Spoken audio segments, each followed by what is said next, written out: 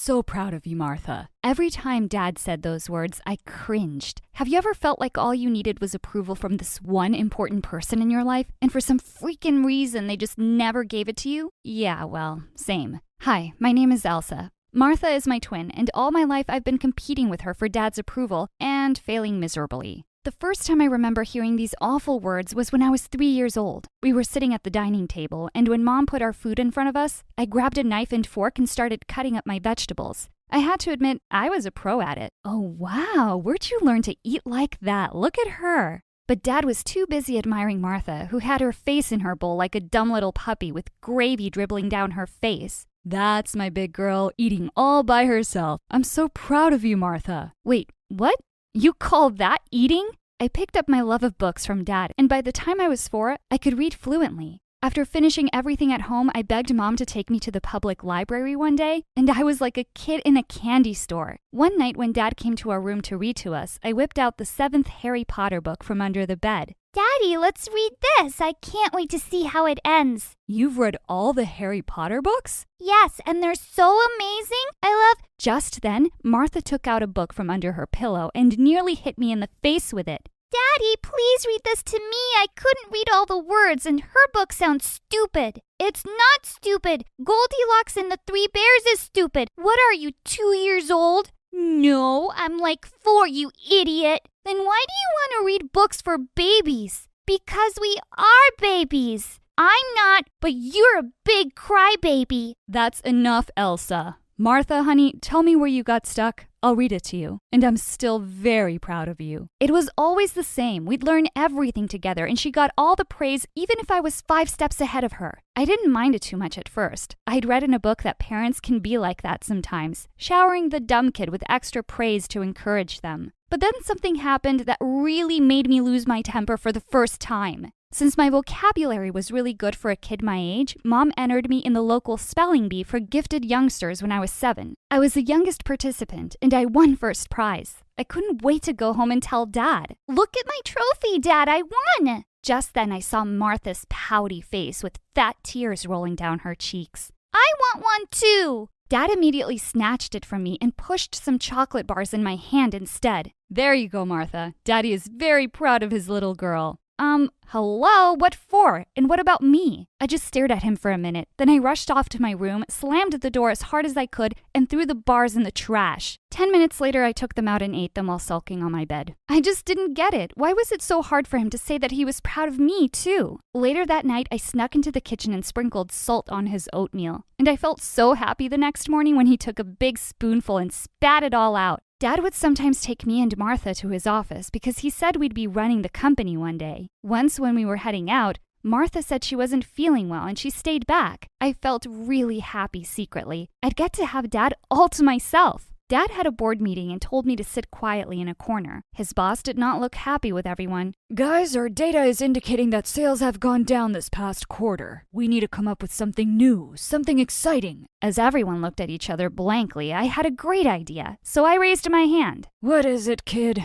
I read in the New York Times that smartwatches for teenagers are going to be the next big tech gadget." Everybody looked at me in surprise, but then a big smile spread on his boss's face. "That's brilliant. We don't have anything for teenagers. Who's this genius kid?" Instead of looking proud, Dad just looked embarrassed. "I'm so sorry. I'll make sure to leave her home next time." I didn't understand why he was looking like he was mad at me when everyone else seemed to think I was a delight. "Are you insane? She's amazing. I would be so proud of her if she was mine." Dad just nodded and glared at me. The second we got home, he rushed straight to Martha's room with the gifts he had for her. "I missed you so much today. It really wasn't fun without you." I felt shattered at hearing those words. Just then, she got out of bed and showed Dad the painting she'd been working on. "Martha, that's so beautiful." It was a painting of SpongeBob and his starfish buddy. I thought it was really ugly, actually. "I'm so proud of you, Martha. I'm really glad you're better." Watching him hold her tight for so long made me want to cry. Mom and Dad thought I had tears of joy because my sister was feeling better, but they were just tears of anger. I wanted to rip her dumb painting into 2. As I grew older, I couldn't help thinking maybe Dad loved Martha more because she was the prettier twin. Everyone thought she looked like an angel with her blonde hair and blue eyes. All the boys in school would be asking me to introduce them to her. Geez, the girl could have her own TV show. Everybody loves Martha.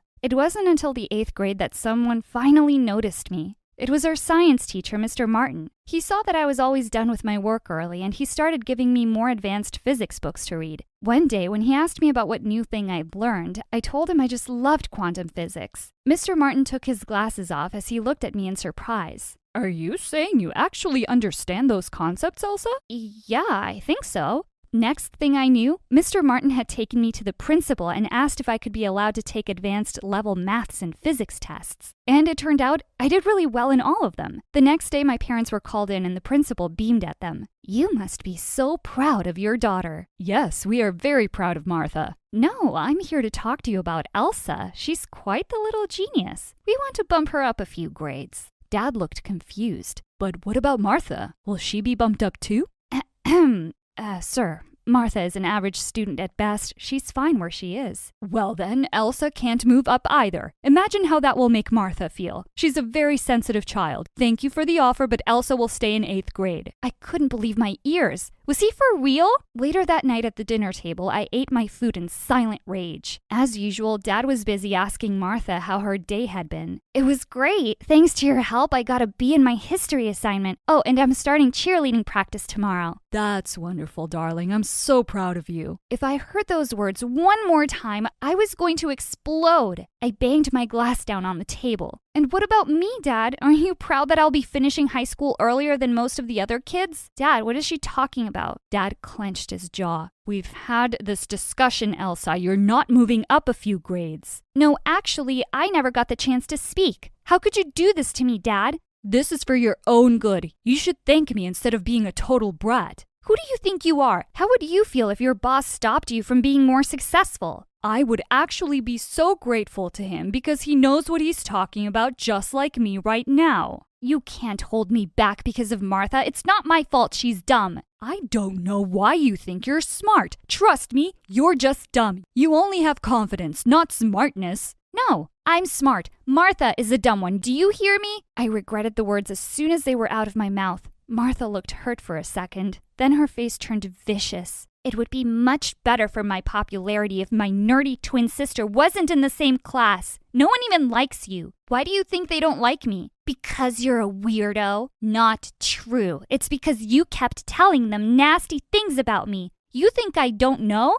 Do you care about how that makes me feel? What about you, Dad? Are you happy about this? Martha is just joking around. You don't have to make a big deal out of it. You're a monster. And so is Martha. Like daddy, like daughter. Mom pushed back her chair and stood up. Enough, all of you. I think it would be better for you two to be apart. So Elsa will be changing her grade, and no one is dumb or a weirdo. And then she turned to Dad angrily. I can't believe you. You're so selfish. Selfish? Why? Because I want the best for your kids? For my kids? Or just for Martha? You think I don't see? You stopped seeing a long time ago. But I can see your pity from a mile away. And with that, she left. I looked at Dad, but he just flung his napkin down on the table and walked away. I didn't care anymore. I wasn't going to wait around for him to say those words to me. I was bumped up to 9th grade and finished high school 2 years before Martha. We never had much in common, but in the past couple of years, we'd really grown apart. She wasn't doing well at school and was always more interested in going to parties and hanging out with boys. But Dad was as blind to her faults as ever. Look what's arrived in the mail, Mom! I just received my college acceptance letter to MIT on full scholarship. As Mom squealed in delight and hugged me, suddenly Dad walked in and snatched the letter out of my hands. You never told me you're applying to MIT. What will you study there? Quantum physics. That's what I've always loved, but you never asked. He crumpled up the letter into a ball. I own a tech company. How will you manage if you're too busy studying stupid theories in a research lab? I'm not interested in taking over your company, Dad. You should train the daughter you're really proud of to take over, and we both know that's not me. Well then, hear this. I'm not going to be paying a penny for your college. And with that, he stormed out of the room. That fall, I moved away to Boston and got a job at a coffee shop to pay for my expenses. I stopped talking to Dad and Martha altogether. Mom kept in touch with me and sometimes sent me money. In my last year at university, I was clearing the tables at the coffee shop one day when a regular customer, Leonard, walked up to me. He'd been coming every day for 6 months and I had the biggest crush on him. Hey, Elsa, I've probably spent hundreds of dollars on coffee just to see you every day, so how about I cut to the chase? I think you're beautiful and smart and I'd like to ask you out. Wait, he thought I was beautiful? Growing up under Martha's shadow, I'd never really seen seen myself that way. We dated for 2 years, and then we got married. Only Mom attended the wedding from my side. I found out from her that Martha had dropped out of college and run away with some loser boyfriend who had promised to make her a big model one day. Your dad's really heartbroken and has just thrown himself into his work even more. A year later, I gave birth to a beautiful baby girl, Anna. Leonard was so supportive of my career and always told me how proud he was of my achievements. And it was the happiest I'd ever been, until the day I got a phone call from Mom. Honey, you have to come home. Your dad's had a stroke. I flew back home immediately. Seeing Dad looking so weak and sick made my heart hurt. I sat by his side and took his hand. I'm here now, and everything's going to be okay. Dad was no longer fit enough to work,